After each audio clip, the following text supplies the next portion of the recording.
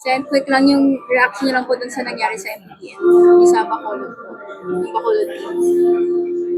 Sinasabi ko naman sa kanila na ang MPBL nagbibigay ng kasiyahan sa larangan ng sport sa buong Pilipinas, sa mga Pilipino.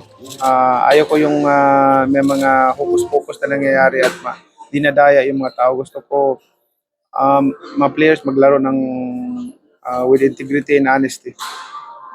Ano ba po yung iba yung nakikitang ways para hindi na maulit yung Lagi ako nakasubaybay. In fact, may team akong binuo para to oversee and review all the games. Every time na may laro, may mga taong nakasubaybay yan, pinag-aaralan yung mga laro kung may nagbibinta o wala.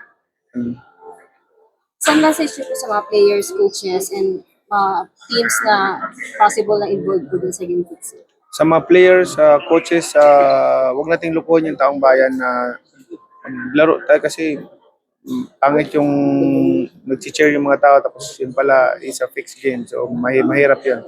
Kaya nakabantay tayo palagi. Pangalagaan natin yung integrity ng MPBL dahil for how many years ko rin itong binild.